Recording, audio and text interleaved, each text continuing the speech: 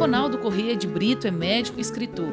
Nascido no Ceará, brinca com suas histórias inventadas, com emoção, respeito e delicadeza.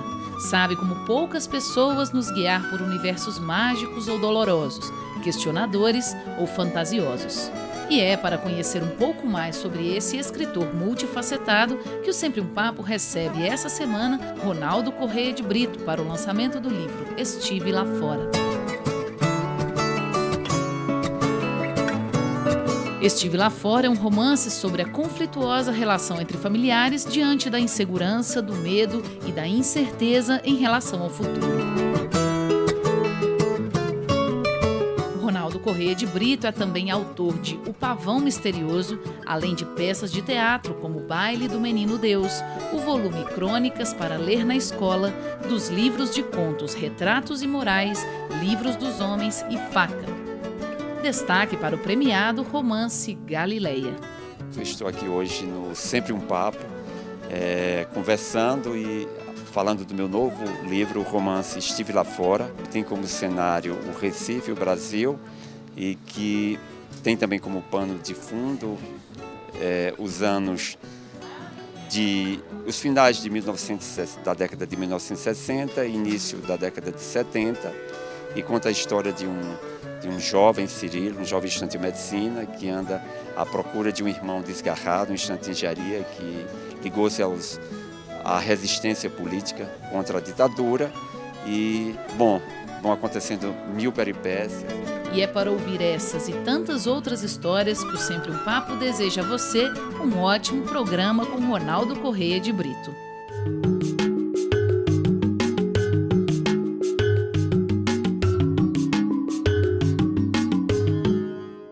Queria, Ronaldo, que você começasse dizendo bem antes do Galileia. Conta como é que a literatura entrou na sua vida. Bem, eu já tinha interesse pelos livros desde muito pequeno. Minha mãe, quando casou com meu pai, levou um pequeno caixote de madeira como parte do seu acervo pessoal, como parte do enxoval, e nesse caixote havia alguns livros. Esses foram os meus primeiros livros. Depois, quando eu fui morar no Crato, havia a excelente biblioteca de um primo, e a biblioteca da cidade, que eu frequentava e que li quase todo o acervo, e havia também a biblioteca da universidade. Deixaram generosamente que eu começasse a pegar livros na Faculdade de Filosofia e na Faculdade de Economia, na biblioteca, que era uma biblioteca bem melhor, que tinha os clássicos, já quando eu tinha 13 anos. Então, o meu interesse pela literatura vem assim mesmo pelo gosto de ler, pelo contato com os livros. Há coisas muito engraçadas sobre esses livros dessas bibliotecas, mas eu já contei muitas vezes. E quando eu vou morar no Recife, muito, muito jovem, eu vou morar com um poeta chamado Ângelo Monteiro, e esse poeta trabalhava no Departamento de Extensão Cultural da Universidade Federal de Pernambuco, que na época era dirigido por Ariano Suassuna, e era frequentado por todas as pessoas que faziam música, que faziam artes plásticas, poetas e escritores de Pernambuco e de fora de Pernambuco, que passavam por lá, de maneira que eu ia sempre a esse departamento e comecei a ter contato com essas pessoas. Ariano era uma pessoa muito generosa, ele lia o que ele escrevia. Na época, ele estava escrevendo o romance da Pedra do Reino. Quase todo dia ele lia trechos da Pedra do Reino para a gente, e era uma pessoa encantadora. Gilberto Freire morava a poucos metros lá da casa do estudante. Francisco Brenan, o pintor, frequentava o DEC. Leda Alves, a mulher de Hermílio Borba Filho, frequentavam o DEC. Os músicos do Quinteto Armorial. Então, circulava muita informação, muita cultura. O tempo todo falava-se de música, de teatro, de dança, de literatura, de muita literatura. E eu fui sendo cooptado por esse mundo. E, em 1970, eu faço o meu primeiro ensaio como escritor. Escrevo um conto chamado Lua Cambará, que sai publicado em 2003 pela Kozak Naif. Ou seja, eu sou uma pessoa que começa a escrever jovem, com 19, 20 anos, mas que só publica bem tarde, muito tarde. A literatura não oferece um sentido prático à vida, alguma coisa que se possa medir. Em medicina, eu sei que atendo 30 pacientes e curo 2 pneumonias. Não experimento essa mesma segurança ao escrever um conto. Mito isso do escritor tardio, né? Eu vou me apropriar de uma expressão que a Hannah Arendt usa a respeito de Hermann Broch, não é? o romancista e filósofo judeu austríaco, de quem eu gosto muito, Hermann Broch. Ela diz que ele foi um poeta à revelia. Eu acho que eu também, em parte, fui um escritor à revelia, porque quando eu saí de casa, eu saí com o pressuposto, com a bênção do pai e da mãe para ser um médico. Eu não saí com a bênção do pai e da mãe para ser um escritor, para ir me dedicar à literatura, à escrita. Isso é muito importante. Eu já escrevi muitas vezes sobre isso, da bênção paterna. Então era isso, eu saí para ser um médico. E passei toda a vida acreditando que serviria muito mais às pessoas, serviria muito mais aos meus semelhantes, sendo um médico, do que sendo um artista, do que sendo um escritor. Embora eu vivesse toda a minha vida amando profundamente a literatura e tudo que se relacionava à literatura, o cinema, a música, o teatro, a dança. Eu descubro essa mesma vocação em Tchekov, não é, que começa escrevendo por necessidade de ganhar alguns trocados, não é, antes de começar a ganhar dinheiro como médico, e que trabalha a literatura de uma forma muito brincalhona, muito irresponsável, muito quase debochada, e um dia leva um puxão de orelha de um respeitável escritor russo, não conhecido como os grandes escritores russos, mas um escritor que tinha uma obra importante, e aí, nesse dia, ele deixa de usar o pseudônimo que usava e passa realmente a usar o nome Tchekov, e aí ele começa a escrever seriamente. É quando surge o primeiro conto dele, que, de uma certa maneira, o lança como escritor, que é Tifo, que o afirma como o grande contista que ele foi. E há um magnífico ensaio de Thomas Mann sobre Tchekov, em que ele fala exatamente disso, de como essa falta de medida de Tchekov, essa consciência, essa falta de consciência e essa falta de afirmação da sua grandeza como escritor, determinou que ele demorasse tanto a ser reconhecido. E ele compara, ele que foi um especialista na obra de Tolstói, escreveu muito sobre Tolstói, ele termina fazendo uma análise de por que ele ignorou tanto tempo Tchekov, achando que a obra de Tolstói seria maior do que a de Tchekov, e, no entanto, ele termina se convencendo que são obras de igual grandeza, em alguns aspectos, talvez, até de maior grandeza a obra de Tchekov.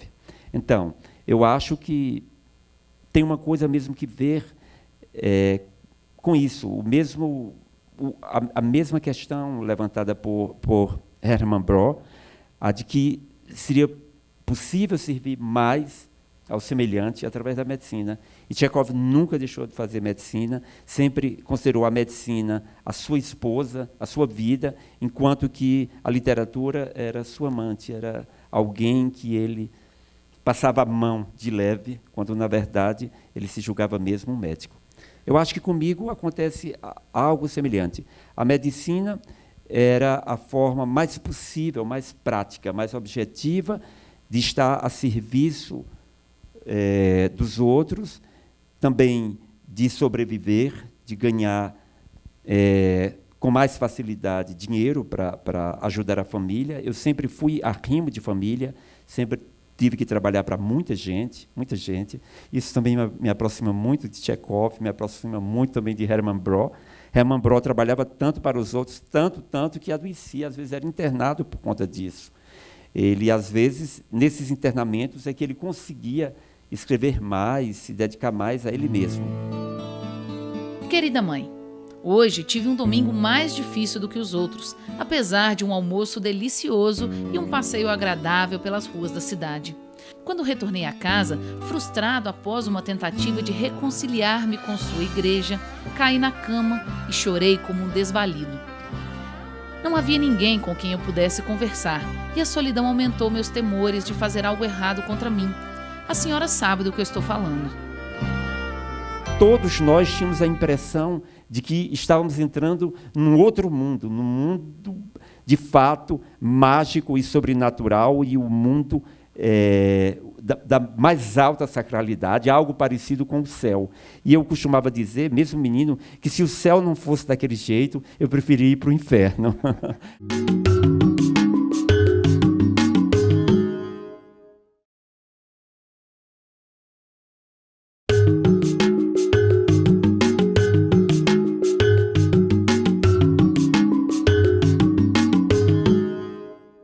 O Sempre um Papo está de volta e essa semana traz o escritor Ronaldo Corrêa de Brito, que fala sobre seu mais recente lançamento, o livro Estive Lá Fora.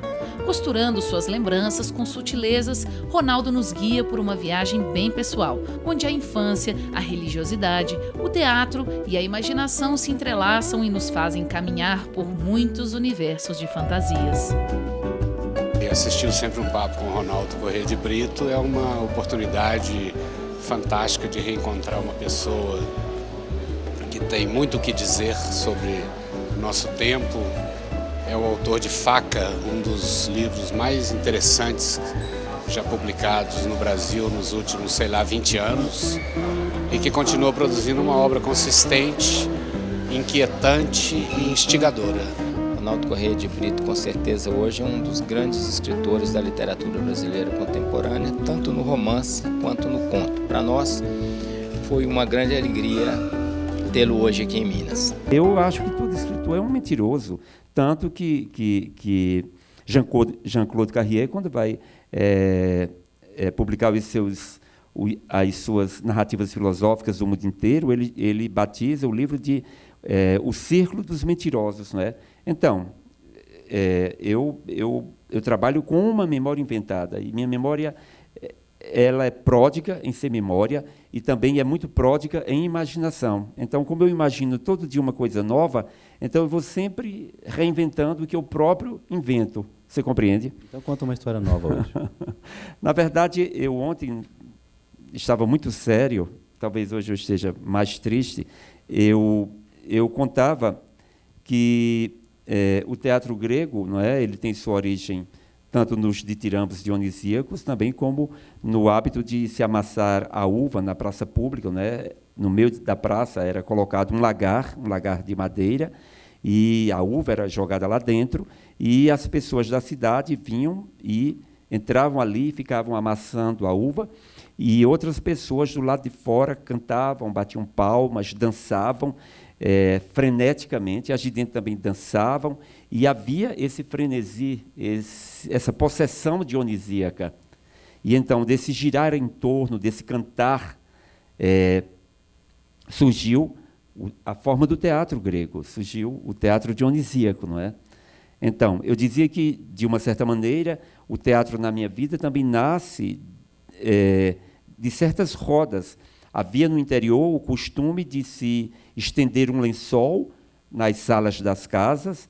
No meio desse lençol se colocavam os legumes, que seriam feijão, amendoim, fava, milho, e esses legumes eles eram debulhados.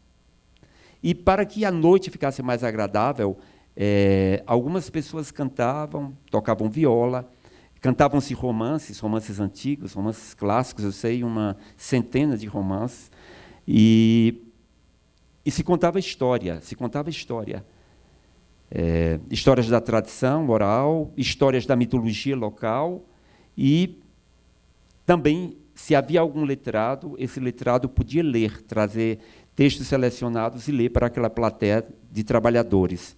E, como eu li muito precocemente, eu sempre era convidado para ler, e a leitura quase sempre eram textos da história sagrada, eram histórias como a de José do Egito, como a do rei Davi. Então, que eram lidas e que eram muito apreciadas, porque para nós, a história sagrada, que são seletas da Bíblia Sagrada, ela nada mais é do que um livro de narrativas. Nós nunca encaramos como um livro de iniciação religiosa. Nós sempre o lemos como um livro de narrativas, de excelentes narrativas.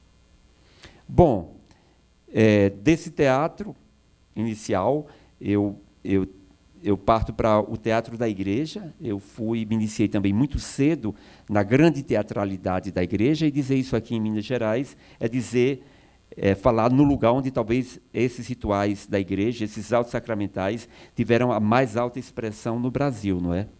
Então, nas cidades mineiras do ciclo do ouro, isso chegou ao mais alto requinte, como na Espanha, como em Portugal. Na nossa cidade do Crato, também, os rituais da Semana Santa, a pompa da missa de Aleluia, os cantos de lamentos da paixão, a ceia larga, tudo era representado. As procissões como autos sacramentais eram grandes representações. E tudo isso também me ajudou a criar um imaginário em torno do teatro. O teatro do sagrado, o teatro da igreja, que se juntou ao teatro popular, aos autos de reisada, aos autos de lapinha, aos autos pastoris, e tudo isso é a base do meu teatro. Na minha cidade havia um padre chamado Padre Rubens Lócio, que ele, no mês de maio, no último dia, claro que ele começava a fazer isso muito, muito antes, mas no dia 31 ele montava um grande altar, que era uma coisa monumental, era muito grande. Há uns arcos romanos inventados não sei por quem, lá na Praça da Sé, no Crato. Então ele enchia esses altares e esses arcos de anjos, arcanjos, querubins, serafins, com trombetas, claro, que trombetas fictícias, nenhum anjo tocava trombeta. E então esse altar cheio de anjos, lá em cima a imagem de Nossa Senhora de Fátima. A praça é uma bela praça que dá de frente para a igreja, e lá da torre mais alta da igreja vinha vindo num mecanismozinho um anjinho com uma coroa. Nossa Senhora ia ser coroada nesse dia 31 de maio. Então vinha aquele anjo com aquela, acho que era uma manivela que girava um fio e que percorria metros e metros e metros, e vinham com a coroa. Os anjos estavam lá em cima esperando por essa coroa de flores para coroar Nossa Senhora no último dia do mês de maio. E a banda do Mestre Azul tocava a música do mês de maio, a música da Virgem Maria, e os anjos tocavam as trombetas, e a praça toda estava cercada de uma bateria de bombas. E quando finalmente aquele anjo, entendeu, chegava com a coroa, aquele anjinho, que na verdade era um boneco, chegavam com a coroa, então o anjo que estava no ponto mais alto do altar segurava a coroa e coroava Nossa Senhora. Então os fogos explodiam, as girândolas da igreja se acendiam, o padre gritava, viva Nossa Senhora de Fátima, a banda de azul tocava, e todos nós tínhamos a impressão de que estávamos entrando num outro mundo, num mundo de fato mágico e sobrenatural, e o mundo da mais alta sacralidade, algo parecido com o céu. E eu costumava dizer, mesmo menino, que se o céu não fosse daquele jeito, eu preferia ir para o inferno. Então, tudo isso era muito teatral, tudo isso era muito dramático, e eu acho que toda a minha obra teatral, ela, de uma certa maneira, ela repete essa busca de uma epifania. Esse espetáculo que nós montamos há 29 anos lá no Recife, que é o Baile do Menino Deus e que é ensinado no Brasil todo, ele tem essa mesma estrutura de altar, essa mesma forma de composição, que é uma forma bem medieval mesmo, que é uma forma dos retábulos. Você sabe que toda a pintura medieval, e mesmo a pré-renascentista e parte da renascentista, ela divide a pintura em planos, né? Há o plano terreal humano, em que nós estamos, nós pobres mortais estamos, depois há um plano dos santos, né? E um plano mais alto, que é o plano divino, onde estão os mais iluminados, que é Deus, Jesus e os anjos. Então, eu acho que com essas celebrações, como a da coroação de Maria, nós éramos elevados a esse plano mais alto. Acho que é isso. Repeti os versos igualmente como se eles fossem um mantra. Dava-me consolo, o consolo da poesia. Ou talvez imaginasse me acalmar como a avó serenava debulhando as contas do rosário 3 vezes por dia, de madrugada, após o almoço e antes de dormir. E a mãe rezando um terço à noite, cochilando de cansaço, mesmo assim rezando por obrigação, porque o bispo pedira. Já não falo mais reza, prefiro a palavra mantra, despojada do catolicismo com que rompi definitivamente após minha visita ao convento franciscano. Você falou 2 palavras importantes aí. Uma é drama e outra é mito, né? Fala um pouquinho dessas 2 palavras na sua literatura. Então, pois é, o pessoal que tem estudado a minha obra e que tem falado sobre ela tem insistido muito nessa questão do drama. Eu acho que minha literatura e meu teatro, ele tem essa coisa do drama mesmo. Teatro, na minha infância e nos lugares que eu morei, não era chamado de teatro, era chamado de drama. Vamos assistir um drama, vamos ver um drama, vão representar um drama. Então, era um drama mesmo, um drama. E a primeira coisa que eu vi que poderia ter esse nome de teatro era um drama. Era um drama, eu tinha 3 anos de idade, foi... 3, você lembra? 3 anos, sim, eu tenho uma memória prodigiosa, eu tenho uma memória terrível. É terrível ter memória, terrível. Tanto que eu escrevo para ver se me esqueço, mas não esgota essa memória, ela é terrível, terrível. Passei 10 anos num divã de um psicanalista, deitando 4 vezes por semana, cada vez 50 minutos, e não esgotou, não esgotou. Parece que é um veio que aflora cada vez mais, cada vez... Mas você não inventou, não? Porque tem memória inventada, né? Sim, eu já falei que minha memória ela é totalmente inventada. A memória é mais ou menos como uma pesquisa arqueológica. Você tem 4 cacos de louça que você escavou lá na Itália, imagina que é uma ânfora etrusca. Então, você olha para aqueles 4 cacos e o resto você cria com a sua imaginação. Então, o drama que meu pai dirigiu lá com os matutos, lá do sertão dos Inhamuns, lá na nossa fazenda, Lagedo, um dos esquetes era a história de Sebastião e Sebastiana, que tinha um cravo de papel crepom que, no final, quando os 2 amados se encontravam e se acertavam, davam um para o outro esse cravo de papel crepom, que eu achei a coisa mais extraordinária e mais bela naquele sertão tão árido, tão cheio de lajedos e de secura.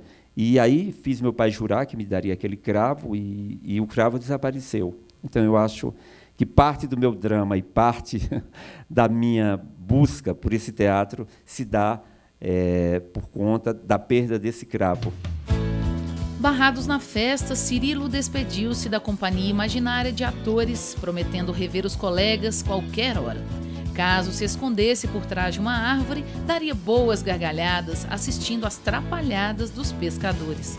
Na sua ausência, Marmelo, Pino, Novel, Flauta e Faminto esperam mais um tempo na calçada, vendo através das grades o movimento das bandeiras. Esse livro conta a mais clássica das histórias mitológicas. É o pai que tem os seus filhos e o filho mais velho diz: pai, eu quero ir para o mundo. E o pai diz: você quer muito dinheiro e minha maldição ou pouco dinheiro e minha bênção? Ele diz: quero muito dinheiro e sua maldição.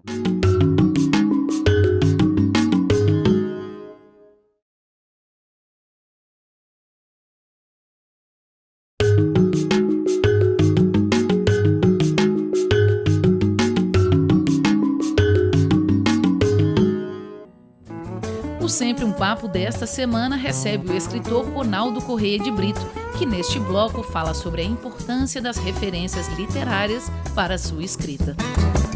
Para escrever estive lá fora, li muito os pensadores judeus, li muito Hannah Arendt, li muito Walter Benjamin, li um escritor polonês que eu gosto muito, que vocês devem ter lido, que é Bruno Schultz, li muito Mann, mas li, sobretudo, Hermann Brohl. Eu tenho uma afinidade muito grande com ele, sobretudo na visão que ele tem da pós-modernidade e do mito, quando ele diz que a única saída para a pós-modernidade seria não perder a perspectiva do mito.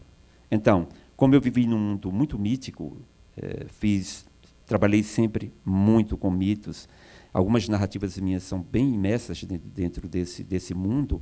O meu próprio romance, Galileia, ainda é escrito muito numa perspectiva do mito, coisa que o Manuel da Costa Pinto acha que já não há nesse livro novo, Estive Lá Fora, que a minha chefe lá do departamento de literatura de Berkeley, a Candace Leire, que me convidou para ser escritor residente de lá também, que é uma estudiosa da minha obra, ela ficou até um tanto sentida ou magoada, porque ela que sempre estudava muito a presença do mito dentro da minha literatura, ela acha que em Estive Lá Fora esse viés desaparece. Depois eu provei a ela que não, que eu parto de uma história mítica clássica para construir esse romance. Eu posso depois lhe dizer isso, se você quiser.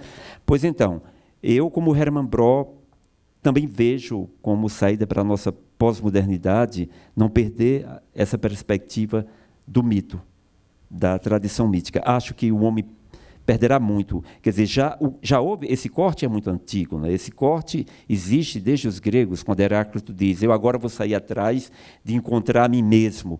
Ou, bom, e com isso inaugura o Logos, não é? Então, a gente já está, de uma certa maneira, negando a leitura do mundo a partir da mitologia. Mas algumas sociedades, e a minha sociedade em particular, em que eu vivi, o mundo arcaico, ibérico, em que eu vivi, nunca perdeu essa perspectiva. E eu sou um escritor que, como Hermann Broh, não desejo perder essa perspectiva do mito na minha vida e na arte que eu faço. A história da família de Cirilo começara no engenho de Pernambuco há 300 anos. Envolvidos na Guerra dos Mascates, os Rego Castro fugiram para as terras férteis do vale do rio Jaguaribe, nos Inhamuns. Um tio-avô de 8º grau, João Domísio, fez comércio, enriqueceu transportando carne e jabá em tropas de burros do sertão até o Recife.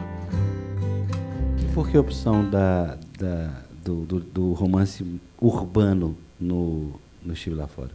Mas, querido, olhe, Estive Lá Fora é um romance urbano com uma memória de sertão. O meu Backlands, as minhas terras de trás, estão lá. O meu sertão continua. Eu hospedei a professora Candace Leire na minha casa durante uma semana, e durante uma semana ela me martirizou no café da manhã, no almoço e no jantar, me cobrando por eu ter abandonado o sertão, eu ter abandonado a mitologia, o mito. No último dia, na última noite em que ela esteve na nossa casa, de repente eu tenho um insight e disse, Candace, esse livro conta a mais clássica das histórias mitológicas. É o pai que tem os seus filhos, e o filho mais velho diz, pai, eu quero ir para o mundo.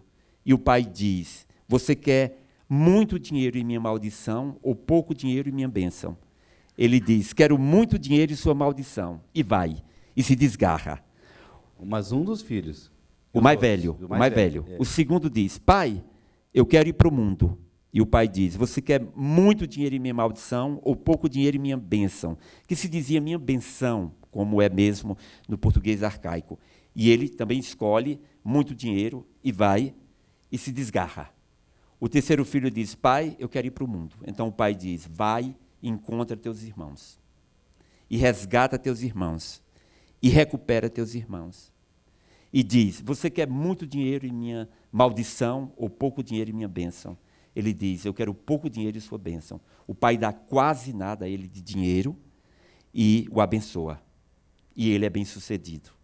Então, esse romance, essa é a história de Cirilo. Cirilo é o filho que sai de casa para atrás do irmão desgarrado, Geraldo. Entendeu? Com quase nenhum dinheiro e com a bênção da família. E com o dever de reaver esse irmão desgarrado. há uma bênção. A bênção tem um outro sentido, também um sentido mítico. Tem o sentido de que o indivíduo ele não irá se perder. A bênção é o cadinho mágico, entendeu? Que garante que o indivíduo, por mais que sofra, por mais que se perca, por mais que entre em 1000 veredas, ele encontrará o caminho. Então, nessa noite eu disse, Candas, eu não abandonei o mito. As minhas terras de trás estão aí, o sertão está aí, a memória está aí. O sol do Recife cega. Não menos intenso brilhava numa cidade longe da cabeça da avó, do pai, da mãe e dos irmãos, do dia em que se despediram chorando à porta de casa. A mãe recuado uns passos para que não vissem suas lágrimas. O pai levava Cirilo à rodoviária, ao ônibus e à promessa ameaçadora do Recife. Altivo, parecia alheio à contração dos dentes do filho, à força com que segurava o choro, porque era interditado aos homens da família chorar. Na sua opinião, Ronaldo, por que essa professora norte-americana insistia tanto dessa permanência do mito e do sertão na sua obra? Então, será que ela queria que não avançasse? O que é isso, no seu entender? Ela acha que o Brasil precisa dessa memória. Ela acha que se o Brasil perde essa memória e perde esse imaginário de sertão, ele perde esse pé lá atrás no mito. Se nós imaginarmos o indivíduo com as pernas abertas no limite máximo, um pé lá na frente seria a pós-modernidade, um pé lá atrás seria no mito. Então, ela acha que, e nós ontem conversamos em São Paulo sobre isso, que o Sudeste tem também muito essa nostalgia desse sertão. Ele precisa desse imaginário de sertão, ele precisa acreditar que esse sertão ainda existe. Ela também sente essa necessidade de acreditar nisso, como se uma reserva de memória pudesse se esgotar, como se um veio de imaginação pudesse se esgotar. E isso é uma coisa tão séria e tão grave que eu não gosto de citar, mas numa das últimas entrevistas de Gilberto Freire, ele chegou a cogitar a necessidade de que parte da população brasileira precisasse ser mantida analfabeta para que não se esgotasse esse veio criativo, como se fosse necessário, entendeu, abrir mão de um outro saber para que esse saber não se perdesse, não se esgotasse. Então, você veja que coisa absurda. Mas esse imaginário, quer dizer, essa fabulação existe. Uma professora da Universidade de Berkeley acredita que é preciso manter esse imaginário de sertão. E ela acha que todo o Sudeste brasileiro, de uma certa maneira, ainda se alimenta com esse imaginário de sertão. Tanto que, de vez em quando, aparecem obras como essa novela que apareceu aí, Cordel Encantado, com um sertão absolutamente falso, tá entendido? Fantasioso, mágico. Porque o sertão que eu encontro todos os dias nas minhas viagens é bem diferente disso. É possível fazer alguma literatura sem mito? A gente simplesmente, ao longo do tempo, vai mudando os mitos, mas a raiz continua a mesma. Eu não sou junguiano nem nada, mas acho que alguns arquétipos eles vão simplesmente mudando, evoluindo ao longo do tempo, mas eles estão presentes em qualquer livro, em qualquer história que a gente faça. Por exemplo, o mito pode ser uma utopia, virar uma utopia qualquer que a gente está sempre lidando com ela nos nossos escritos. Ou isso não é verdade? Eu concordo totalmente com você. Ontem, em São Paulo, me perguntaram justamente, existe mitologia na literatura urbana de hoje, dessa literatura da violência? É possível? Eu disse, sim. Totalmente, eu concordo totalmente com você. As mitologias, elas se transformam. Os mitos se transformam e reaparecem. Eles são recriados. Se buscar, você vai encontrar. Eu até citei o Francisco Moraes Mendes, que é um contista que eu conheço muito, e que, se você investigar, você vai encontrar mitologia, vai encontrar os mitos. Eu acho que os mitos se transformam, certo? São reincorporados. E ele tem essa capacidade fantástica de me surpreender, não só com seus relatos de memória, mas também com aquelas memórias que ele cria. E ele entrelaça muito bem essa memória de infância, a memória de adulto, com aquela memória que ele vai criando a respeito da sua atividade como médico e como psiquiatra. Então, resulta disso tudo os seus livros, que são essa miscelânea de toda essa vivência que ele tem, profissional e também como escritor e como criador. E, para mim, escrever é trabalhar. Eu não sou um escritor que glamoriza esse lugar de escritor. Pelo contrário. Eu, de modo algum, glamorizo. Não vejo nada de especial em se ser escritor. Eu acho que os escritores são trabalhadores, como os padeiros, os pintores de parede, os marceneiros, os pedreiros. Antigamente, nem havia assinatura. Na antiguidade, nem se assinava o que se fazia.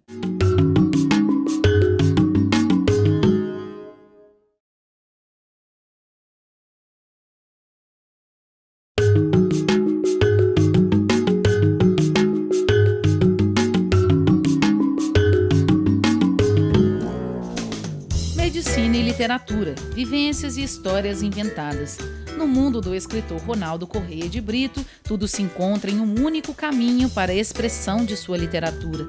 E neste bloco, você assiste a continuação do Sempre um Papo com esse trabalhador da escrita multifacetado. Eu queria que você falasse um pouquinho do seu processo de criação, principalmente quando você me revelou que trata dos doentes mais difíceis. E isso se reflete na sua literatura de que forma? Muito bem. Bom, no meu livro anterior, Retratos Imorais, há 22 relatos. Então, um relato chamado Katana acontece dentro de um hospital, dentro de uma sala cirúrgica, em que um bandido está sendo operado. É muito comum os médicos reagirem de forma violenta quando tem de salvar a vida de um bandido, de um marginal desses mais barra pesada. Então, a ética médica, o juramento de que vai salvar vidas, vai pôr a própria vida em risco para cuidar do outro, aliás, pôr a própria vida em risco para cuidar do outro, isso, às vezes, é um confronto para o médico que tem que realmente salvar marginais. E, então, esse conto, Katana, que é quase uma novela, ele trata disso. No conto que deu o título ao livro, Homem folheia álbum de retratos imorais, eu nada mais fiz do que adaptar para a literatura, aliás, para a forma de conto, uma crônica que eu já havia escrito para a revista Continente, uma revista em que eu trabalhei durante 7 anos e meio, e que foi minha última crônica na revista, porque depois dessa crônica eu fui botado para fora da revista. A crônica se chamava A Saga de Claudinei Silva, um Quase Morto, em que eu relatava, como também relato no conto, a história de um jovem que foi baleado, levou um tiro na coluna, ficou paraplégico, e aí passa a sofrer de infecções intratáveis, e o único recurso para ele, assim como no poema de Manuel Bandeira, a última coisa a fazer é dançar um tango argentino, o último recurso para ele é fazer o que nós chamamos de desarticulação. A desarticulação significa simplesmente desarticular o osso fêmur da bacia nos 2 membros inferiores, então ele vai virar um toco humano. Então, esse conto, que se chama Homem folheia álbum de retratos imorais, é um relato na primeira pessoa deste paciente. De um paciente? De um paciente meu, real. Claro que está tudo, é ficção, eu não posso chegar tão próximo da realidade. Esses pacientes são pacientes muito difíceis de tratar. É um nível de sofrimento alto demais para o paciente e alto demais para o médico. E, claro, que o médico precisa se proteger. E eu entrava sempre com muito cuidado, porque é um doente que estava apodrecendo mesmo, é um doente apodrecido de infecções. E eu tinha muito cuidado para não me aproximar muito do doente no sentido de me envolver muito com o drama dele. Mas um dia eu entro e ele está folheando um álbumzinho de retratos. E eu digo, o que é isso? Ele diz, são retratos. Eu posso ver, e aí ele me mostra. Aí quando eu vejo um indivíduo são, com mulher, com amigos, com uma filha. Aí aquilo tudo me magoa profundamente, profundamente. No mesmo dia eu chego em casa, escrevo a crônica é publicada, uma semana depois eu sou demitido. Bom, e eu fiquei, então, digo, isso tem que me render alguma coisa, pelo menos um conto. E aí a crônica não saía, mas um dia aparece na minha casa uma fotógrafa chamada Bárbara Wagner, que vai fazer um ensaio fotográfico comigo, e me leva de presente um livro de fotografia dela, todo feito num bairro do Recife, chamado Brasília Teimosa. Quando ela me dá o livro, que eu folheio, são as mesmas fotografias, é o mesmo povo, é a mesma gente, são as mesmas emoções, as mesmas cores do álbum de fotografias do meu paciente. Quando eu vejo as imagens, imediatamente, eu que sou muito movido à imagem, me sento e escrevo esse conto que deu nome ao livro. Então, a medicina está sempre me dando material. Dava a Tchekov, está entendendo? Dava a Guimarães Rosa, bom, de uma outra maneira, mas dava. Ele diz isso, ele confessa que a medicina é um dos 3 fatores que o tornaram escritor. E a mim me dá muito, muito, mas também tem histórias lindas, lindíssimas, como a de uma paciente minha. Eu estou numa enfermaria, eu todo dia estou trabalhando, tenho trato de doenças muito graves, doenças de trauma, e estou numa enfermaria, e de repente eu ouço um canto belíssimo, entoado por uma voz belíssima, como uma voz de Clementina Jesus, aquela grande cantora Clementina. E aí eu saio da enfermaria, vou até a enfermaria, então tem uma senhora, uma negra de uns 86 anos, cantando de uma forma belíssima. E eu, que frequentei muito os terreiros do Recife, conheço muito das religiões negras, eu sei do que se trata. E chego junto dela e digo, puxa, que coisa tão bonita, que canto tão bonito. Ela diz, é um hino evangélico. Eu digo, um hino evangélico? Ela, é um hino evangélico. Eu digo, puxa, e eu que pensava que era um ponto de terreiro. Ela olha para mim assustada, que história é essa de médico falando de ponto, e médico sabe o que é isso? Aí ela diz, não, é evangélico, é evangélico. Eu digo, pois é, eu passei anos de minha vida frequentando aqui os terreiros do Recife. E eu conheço muita coisa. E eu acho que sei até para quem é que a senhora estava cantando. Ela diz, meu filho, você é feito. Quer dizer, você foi iniciado, você foi raspado a cabeça. Eu digo, não, mas eu era de dentro. Ela diz, olha, eu sou uma negra velha. Eu digo, e para quem era? Ela disse, para minha mãe, para Nanã Burucu, a preta velha. Eu digo, Nanã Burucu. Sim. E por que a senhora estava cantando para Nanã Burucu? Ela disse, eu estava cantando porque Nanã Burucu é quem ajuda as pessoas a passar. E aí eu fico muito tocado. E quando chego em casa, então, vou ler sobre Nanã Burucu e vejo que aquele dia em que aconteceu a conversa era o dia de Nanã Burucu, era o dia em que os terreiros estavam tocando para Nanã Burucu. Então, todas essas histórias são dolorosas, mas também são muito lindas. Sempre gostei muito de Dostoiévski. Talvez seja o escritor, o romancista de que eu mais goste e a quem eu mais seja devedor. Eu tinha por obrigação, todo ano, ler um livro de Dostoiévski. Por obrigação não, por gosto. Eu comecei a lê-lo muito cedo, talvez com 13 ou 14 anos. E, em Crime e Castigo, quando Raskolnikov confessa o crime dele à Sônia, não é? Que era uma meninazinha que se prostituía para poder ajudar a família, que passava fome, não é?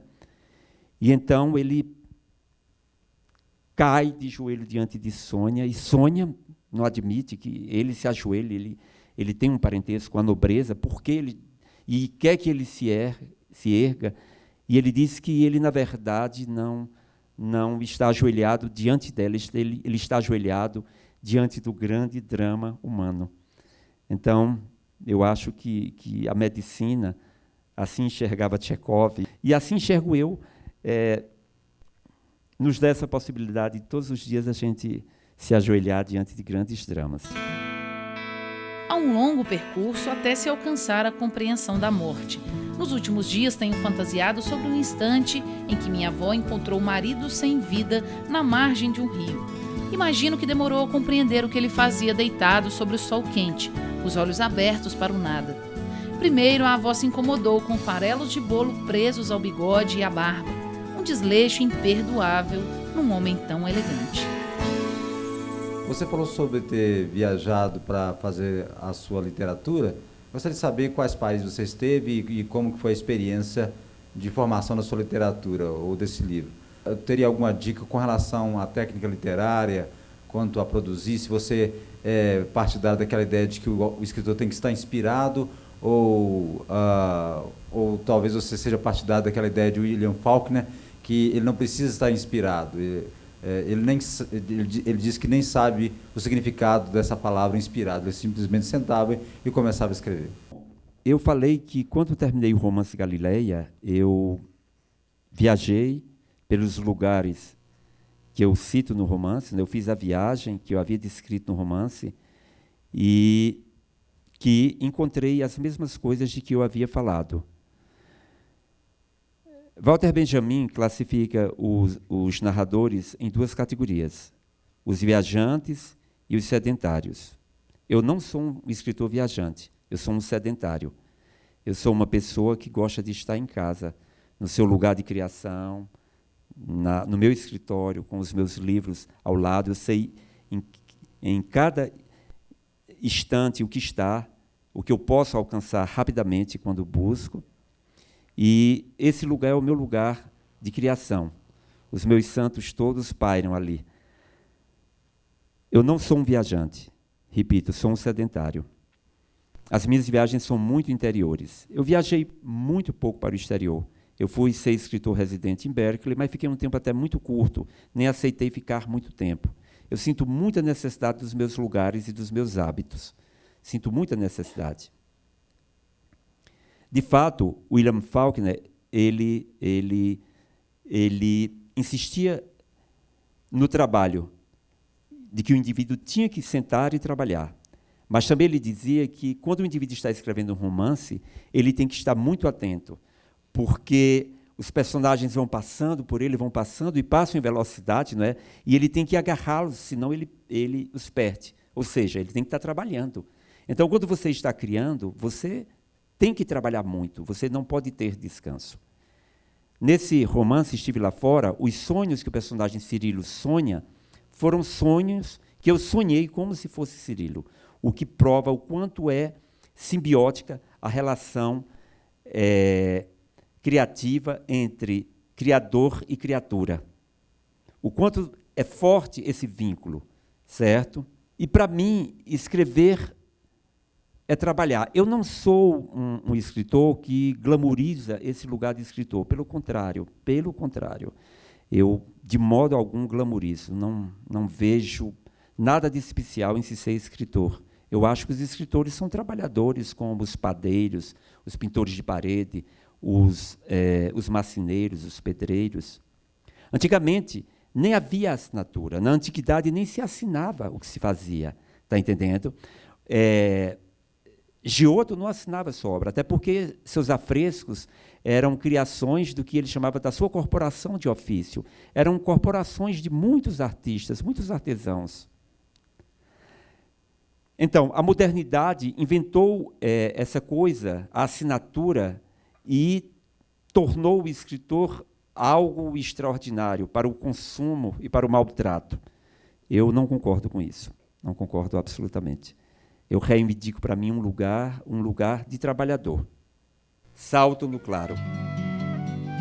Antes de se atirar nas águas barrentas do rio Capibaribe, Cirilo lembrou as humilhações sofridas de colegas e professores que não perdoavam sua rebeldia nem seu desprezo por um modelo de ensino corrompido em meio às sombras da repressão.